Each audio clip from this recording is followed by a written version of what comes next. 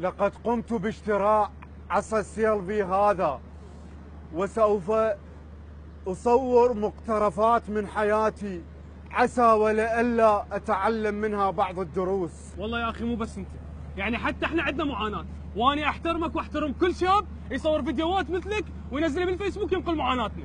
احنا كنا نفس المعاناة أخي، شفيع الشيء منجذب إليه. وبهاي المناسبة أنا استغل الفرصة حتى أناشد، يعني احنا يوم الإجازة مالتنا بس يوم الجمعة نروح فيها للمول، اوصل بباب المول القى العوائل كلها طابه والشباب موقفين مثل التجديد.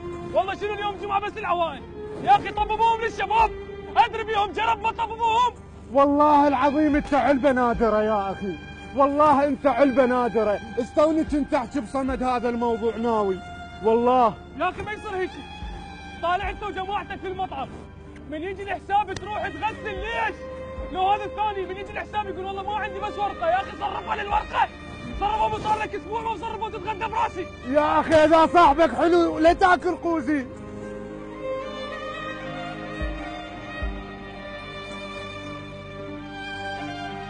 ما يصير هيجي، انت يوم الجمعه طالع للمتنبي تاخذ وياك جذر دولمه ليش؟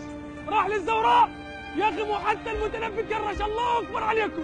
لك والله العظيم انت بروفيسور، والله انت بروفيسور. لك هاي مال ياكلون بالمتنبي ما يعرفون عواقمها ايش قد جسيمه. ايدك كافي عاد صار لك ساعه ما تفتهم منك شيء، ايش بدك مسلت؟ الله اكبر عليك، الله اكبر عليك. لك والله مو صوتك، صوت تدخلك وياه بالسيلفي. اول درس تعلمته هو السيلفي الى حرمته، ولن اسمح لكل من هم ودم ان يدخل معايا في السيلفي التالي. تحياتي.